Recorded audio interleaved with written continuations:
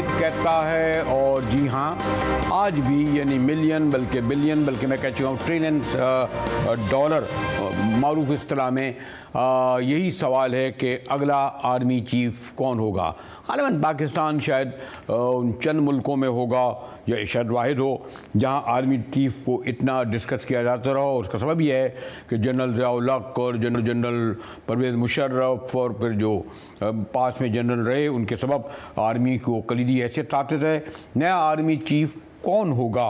अगर आप उस तरह देखें तो लेफ्टिनेंट जनरल आसिम मुनीर को सीनियर मोस्ट कहा जा रहा है, लेकिन लेफ्टिनेंट जनरल आसिम मुनीर जो हैं वो 27 नवंबर को रिटायर्ड भी हो जाएंगे। इस हवाले से ज़राए ने जो ख़बर दी, बल्कि हमारे जो सबसे कसीर नशात अखबार और के नुमाइंदे ने तो ये भी दावा किया कि उनको उस नाम का ज़राए ने बताया है कि सीनियर मोस्ट होगा, 4 स्टार जनरल होगा, लेकिन वो हसासियत के सबब ये नाम नहीं बता रहे। उनका कहना ये है कि जनाब मुझे तो नाम भी इल्म है। अगर जबकि हमारे वज़ीर दिफा का कहना है कि 18 नवंबर तक मुशावरत होगी और वो मुशावरत का आगाज़ हो चुका है। आज हमारे साबिक़ प्रेसिडेंट आसिफ ज़रदारी और दीगर PDM के लोगों को भी बुलाया जाएगा। लेकिन आपको इल्म है कि जो क़वानीन के तहत खुद वज़ीर दिफा ने भी ये कहा कि जो नाम हैं वो GHQ से ही जो भेजे जाएंगे उन्हें कबूल होंगे।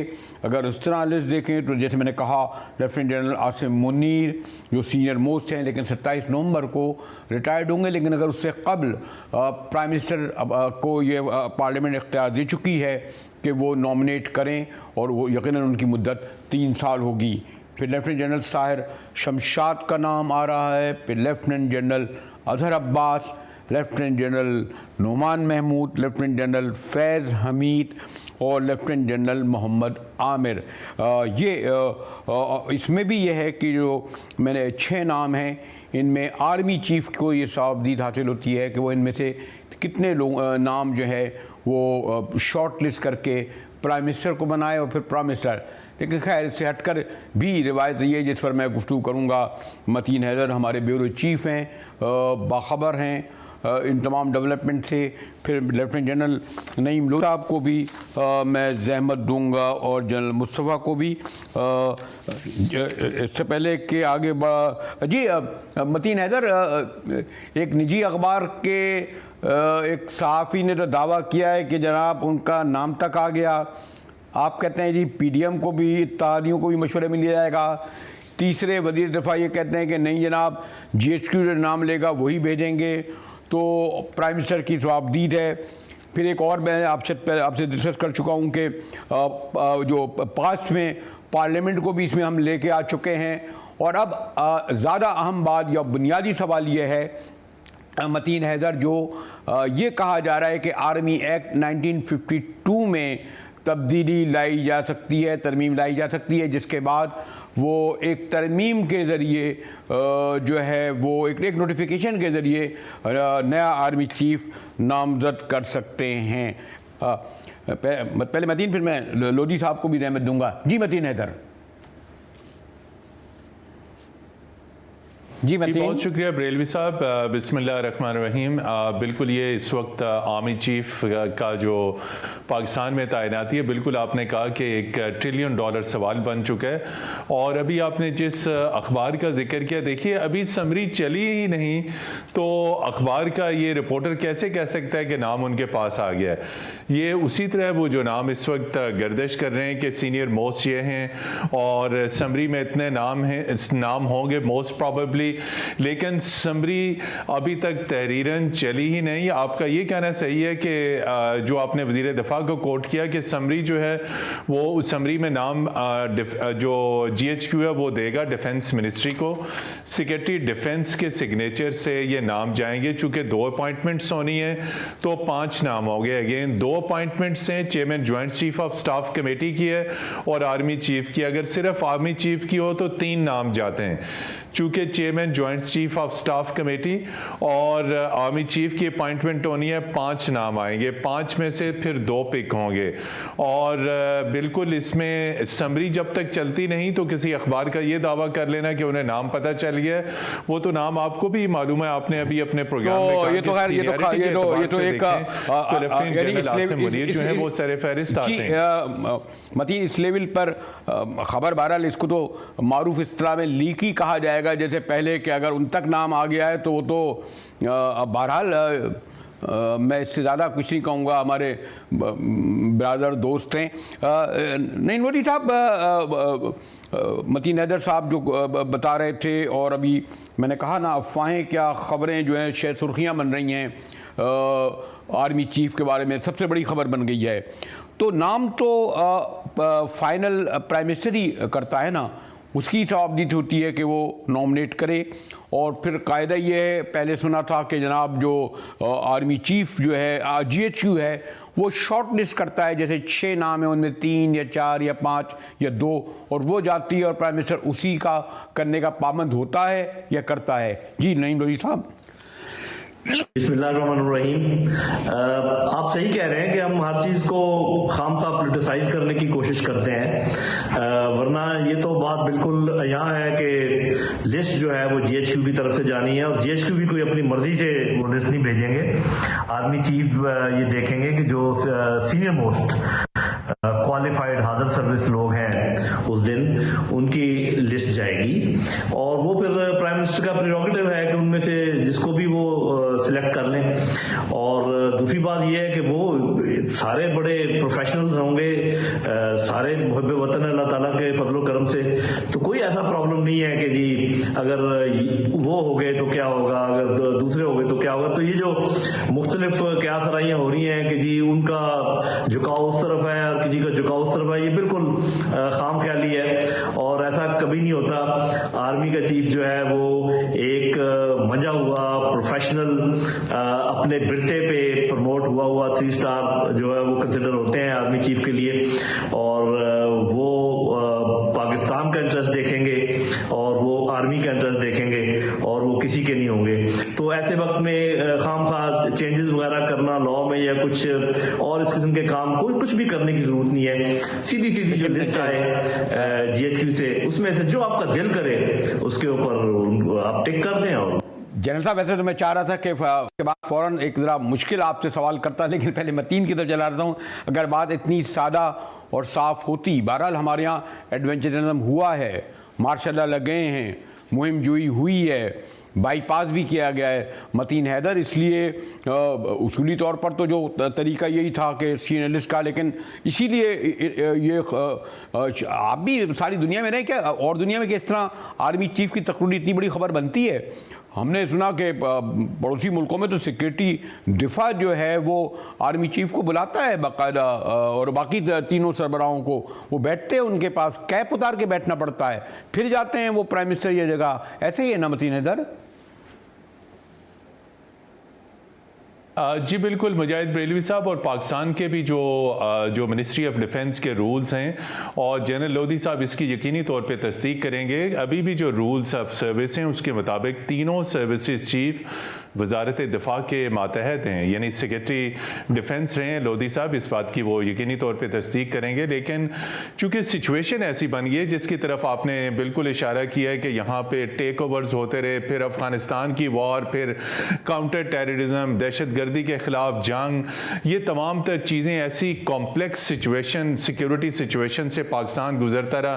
तकरीबन कमोबेश 10-12 बरस तक तो बरह रास्त अफगानिस्तान की जंग, फिर उसके बाद पीस प्रोसेस, फिर उसके बाद ये जब 2001-2 में एक नई जो दहशत गर्दी के ख़िलाफ़ जंग शुरू हुई, ग्लोबल वार अफगानिस्तान में, उसमें फिर उस वक्त मिलिट्री का रजीम था, जनरल परवेज़ मुशर्रफ थे। तो ये तमाम तारीख़ के माजी के पोलिटिकल वाक़यात, मिलिट्री वाक़यात, अफगानिस्तान की सिचुएशन, खित्ते की सिचुएशन, ये इसलिए यहाँ पे पाकिस्तान में आर्मी चीफ का रोल इंतहाई अहम बढ़ गया है और इसके ऊपर हुकूमतें चली जाती हैं। आपने खुद देखा कि जिस जनरल को, जनरल परवेज मुशर्रफ को नवाज शरीफ साहब ने पिक किया, मतीन ये बात आपने यहाँ की तो मैंने कहा क्यों ना जनरल लोधी साहब की तवज्जो जो मैं दिलाना चाह रहा था पहले सवाल में मैंने सोचा मुनासिब नहीं है, लेकिन जो मतीन हैदर जिसका इशारा कर रहे थे जनरल लोधी साहब, आप जब ये कह रहे हैं कि अच्छे जनरल को चूज़ करके ही GHQ से भेजा जाता है, सभी काबिल होते हैं और जो तरीक़ाकार है सीनियरिटी का, लेकिन सॉरी टू से सिर्फ ऐसा नहीं है कि GHQ से नाम जो भेजे जाएं उन्हें प्राइम मिनिस्टर अप्रूव कर दे। या आपने देखा नहीं, आप मुझसे ज़्यादा जानते हैं, बल्कि मुझे अच्छा भी नहीं लग रहा कि परवेज़ मुशर्रफ साहब ने तो अपनी किताब में भी लिखा है, वो तो कहीं बैठे हुए शतरंज खेल रहे थे, रात के वक्त हेलीकॉप्टर पहुंचा, बड़े पैसे तो परेशान हो गए, उन्होंने लिखा, उनको लाया गया, उसी वक्त उनको जो है डिक्लेयर कर दिया गया, बाहर निकले तो आर्मी चीफ थे, फिर जनरल ज़ियाउद्दीन वो तो फिर और ज़्यादा बड़ा हुआ, यानी आपके आर्मी चीफ जो थे मुशर्रफ साहब हवा में थे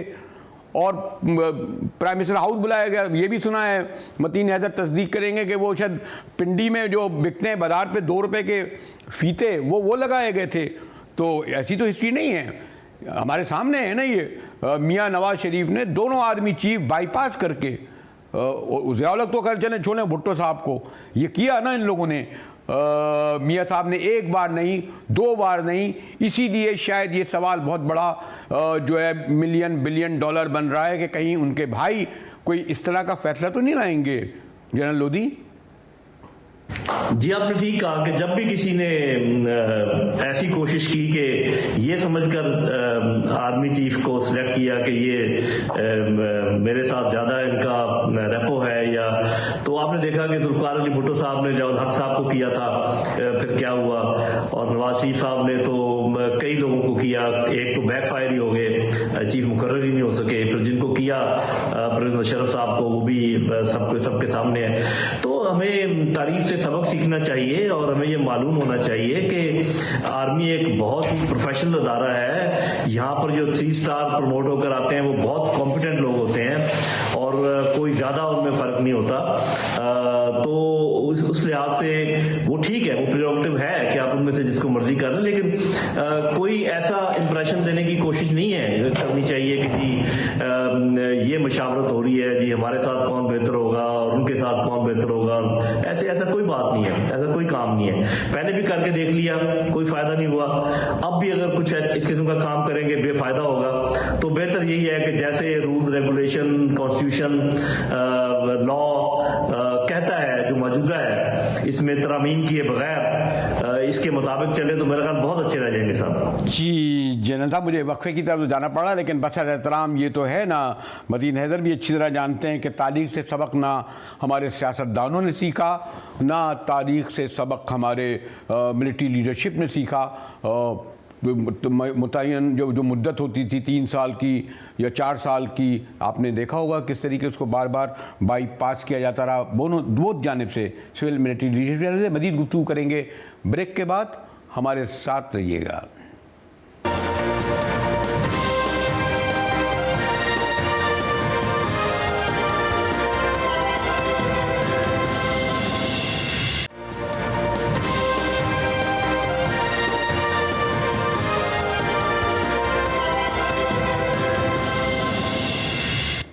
GTV में एक बार फिर मुजाहिद बरेलवी आपको खुशामदीद कहता है। और जैसे मैंने कहा कि पाकिस्तानी सियासत में मिलियन नहीं बिलियन नहीं बल्कि मुहावरे की ज़बान में $1 ट्रिलियन सवाल है कि अगला आर्मी चीफ कौन होगा।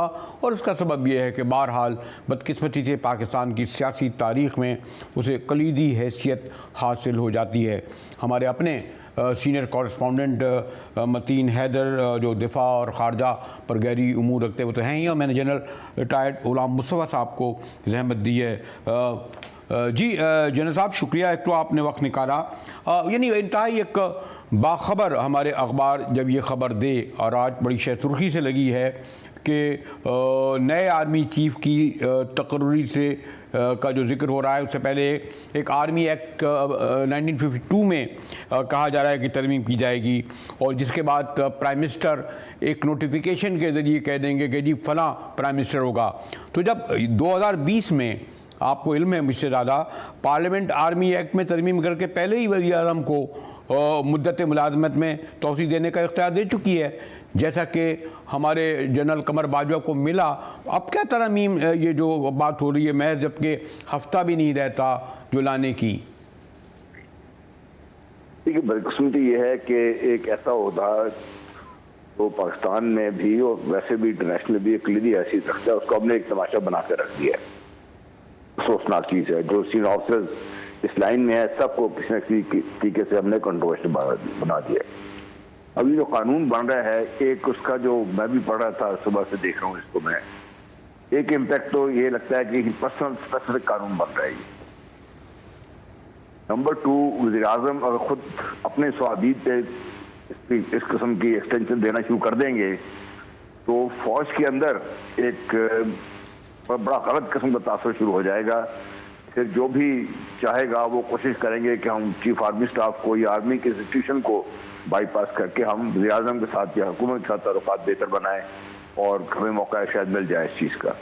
ये गलत चीज़ है ये। बहरहाल ये हमारी पार्लियामेंट का इस्तेकाक है, जो मर्जी कानून बनाए, ये भी वज़ीर आज़म का इस्तेकाक है जिसको चाहे वो चीफ आर्मी स्टाफ बना दें। लेकिन इतना बड़ा जो चक्कर चलाने की बजाय अगर सीधा साधा हम जिसको बनाना है आप एक दफ़ा ऐलान कर दें, और उसके लिए अगर आप जनरल बाजवा रखना चाहते हैं ऐलान कर दें, आपके पास इख्तियार है। अगर आप किसी और को इस तरीके से एक्सेप्शन देकर रखना चाहते हैं, आपके पास इख्तियार है। आप उसको 4 दिन पहले अनाउंस कर दें, उसके लिए 4 दिन पहले उसको आप 4 स्टार का रैंक दे दें, वाइस चीफ आर्मी स्टाफ बना दें।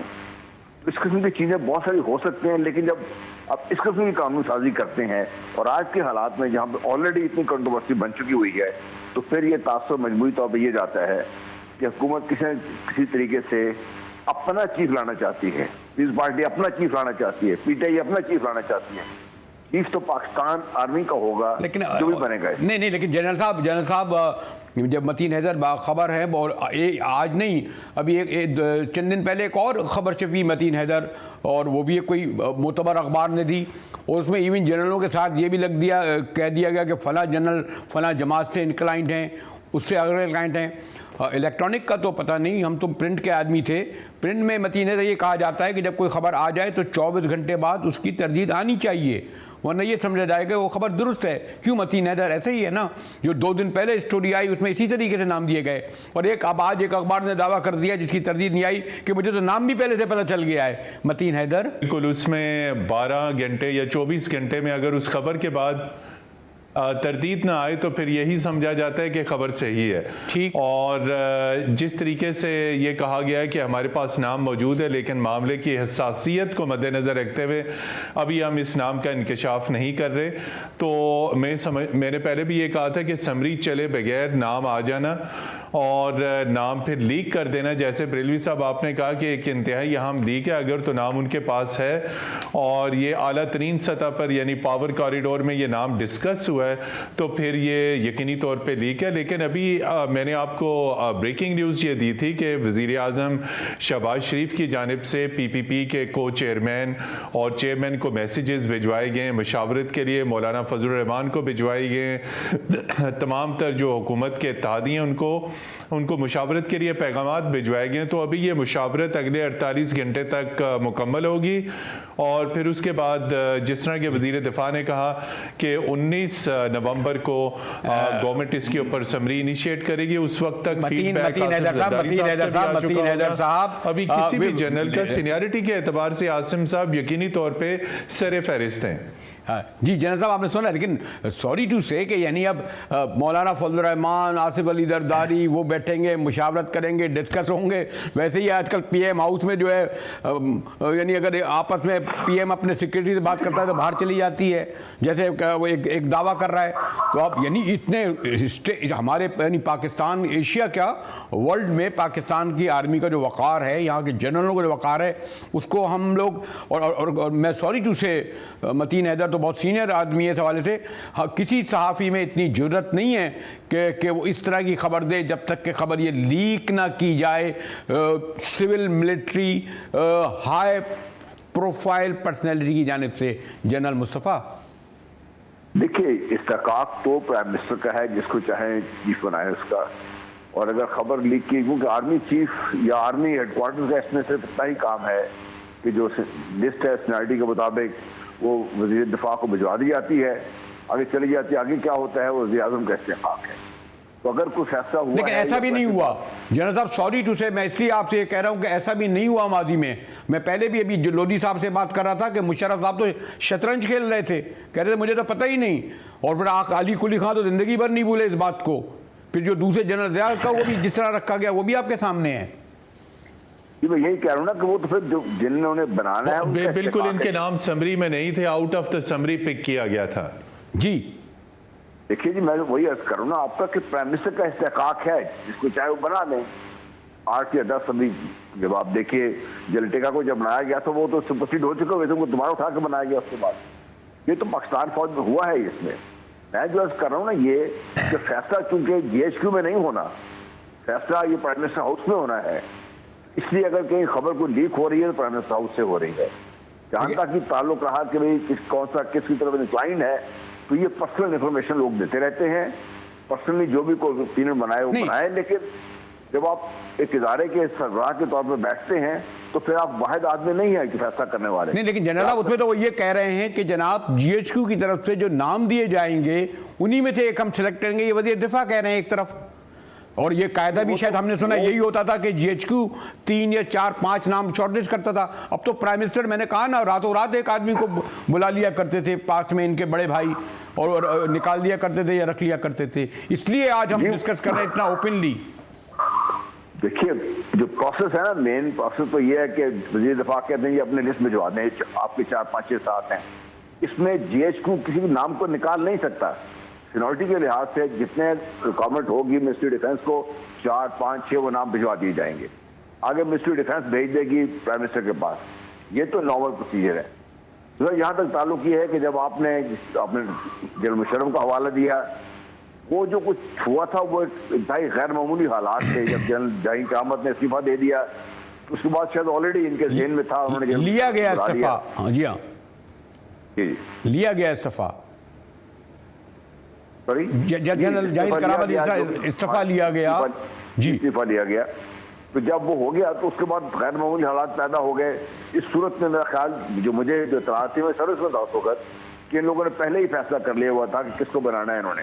इसलिए GHQ से मुशावरत बाद में हुई, सर ने जब अनाउंस कर दिया तो जब जनरल मुशर्रफ को बताया गया तो उन्होंने पहले जनरल जाहिर क़यामत को फ़ोन किया, किसी के साथ मुझे फ़ोन आया मैं चला जाऊँ, उन्होंने कहा ये आप जाइए। प्रॉब्ली जनरल जाहिर क़यामत को शायद इस सिलसिले में उन्होंने इत्मीनान में लिया था, तो जनरल मुशर्रफ जनरल जहांगीर से पूछकर सीधे प्राइम मिनिस्टर हाउस पहुँच गए। तो ये तो हुआ है हमारे यहाँ। जी मतीन हैदर, ये हुआ है, इसीलिए तो फिर इस तरह अब हम लोग डिस्कस, और मैं समझता हूँ शायद ये एक पॉजिटिव पॉइंट है। जब अगर एक बहुत पिलर बन चुकी है पाकिस्तानी सियासत का आर्मी, तो अब वो जो मुकद्दस गाय वाला मामला ख़त्म हो गया। अगर हम डिस्कस कर रहे हैं तो मैं ख्याल इसमें कोई हैरत नहीं होना चाहिए। मतीन हैदर, क्या ख्याल है आपका? क्योंकि इंस्टीट्यूशन हमारा बड़ा मजबूत है, पावरफुल है, डिस्कशन से कोई फ़र्क नहीं पड़ता। जी मतीन। जी बिल्कुल, देखिए डिस्कशन से कोई फ़र्क नहीं पड़ता। और अभी जनरल रिटायर्ड गुलाम मुस्तफ़ा साहब ने भी कहा कि बेसिकली ये डिसीजन प्राइम मिनिस्टर ऑफिस में होना है, और उन्होंने ये भी सही कहा, उसकी तायद करूंगा कि GHQ से जो समरी चलती है फिर उस समरी में GHQ कोई नाम निकालेगा या डालेगा नहीं, लेकिन ये वज़ीर आज़म की सवाबदीद है कि अगर नाम 5 हैं तो PM डिफेंस मिनिस्ट्री को कह सकते हैं कि नाम 7 और 10 भी कर दीजिए। तो लिस्ट जो है, जो उसमें नंबर हैं, वो प्राइम मिनिस्टर इंक्रीज़ करने का कह सकते हैं। उसके पस मंज़र में बहुत लॉबिंग होती है, बैरूनी फैक्टर्स हैं, वाशिंगटन का फैक्टर अभी भी मौजूद है, सऊदी अरब का फैक्टर अभी भी मौजूद है। ये तमाम फैक्टर्स जो हैं माजी में भी रहे कि यकीनी तौर पर रियाद को भी इसमें ऑन बोर्ड रखा जाता है, वाशिंगटन ऑन बोर्ड रहता है। और आपने खुद देखा अभी रिसेंटली कि कितना इंतहाई अहम तरीन विजिट था आर्मी चीफ का वाशिंगटन का। तो यकीनी तौर पे मैंने जिस तरह पहले कहा कि पाकिस्तान का आर्मी चीफ, अगर दुनिया के आर्मी चीफ की खबर नहीं है तो पाकिस्तान के आर्मी चीफ पे डिस्कशन और तमाम तर चीजें इसलिए भी होती हैं कि खित्ते की सिक्योरिटी है यहाँ पे। मतीन हैदर साहब, इनविजिबल वॉर है। मतीन हैदर साहब, 2 टेररिस्ट अटैक्स हुए हैं, अफगानिस्तान की सिचुएशन है। मतीन, मुझे लास्ट सवाल करना है, लेकिन आपको तो आज तो वो जो हम लोग मीडिया की जबान में कहते हैं, आपको तो आज कहा जाएगा जाएगा कि देखिए वो जो एक उस अखबार के रिपोर्टर के पास तो नाम तक आ गया और आपको अभी उस नाम की अलिफ भी नहीं पता है, आपसे तो जवाबदेही तलीब कर ली जाएगी। लेकिन जनरल साहब ये जो बात कह रहे थे, ये दुरुस्त कह रहे थे कि हम लोग डिस्कशन तो करते हैं लेकिन दूररस नताइज जनरल मुस्तफ़ा निकलते हैं।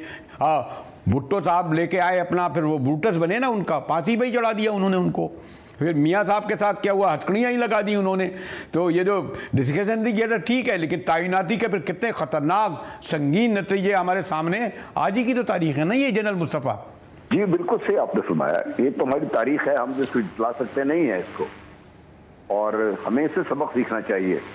और सबक सिर्फ ये है कि आप जब देखते हैं बजाय से कि मेरा पसंद है मेरा चीफ होगा या तुम्हारा चीफ होगा, आप देखिए को मेरिट पे जो हैं 5-6 जो सीनियर ऑफिसर हैं, सब मैं सबको जानता तो नहीं हूँ लेकिन आमतौर पर सबकी बड़ी अच्छी रेपुटेशन है, प्रोफेशनली बड़ी कॉम्पिटेंट हैं और सभी इस ओहदे को संभाल सकते हैं। तो देखिए जो किसी जिसके ऊपर इस किस्म का जो अभी मलबा डाल दिया गया है बदकिस्मती से, वो जो भी चीफ आएगा वो मलबे के साथ आएंगे, बदकिस्मती ये होगी हमारे लिए। तो बेहतर होता कि ना होता, अगर अब तो हो गया से समझते हैं बेहतर बना दे उसको।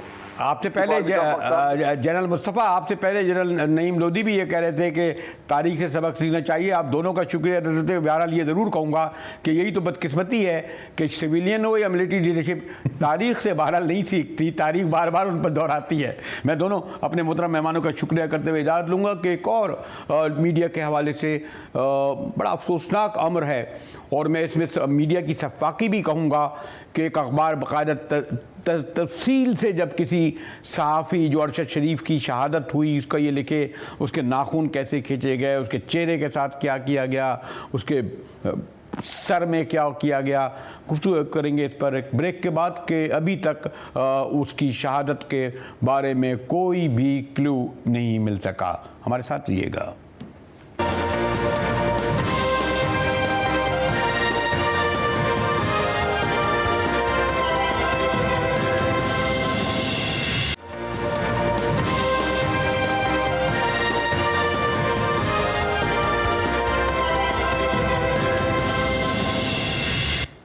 GTV में मुजाहिर एक बार फिर आपको खुश आमदीद कहता है। और जिस तरह हमारे सहाफ़ी दोस्त अरशद शरीफ का केस मज़ीद उलझ गया है, और उस पर में भी ज़्यादा अफसोसनाक अमर यह है कि वो जो कहते हैं इल्ज़ामात दल इल्ज़ाम ब्लेम गेम उस पर हो रहा है पॉलिटिकल पार्टीज़ में।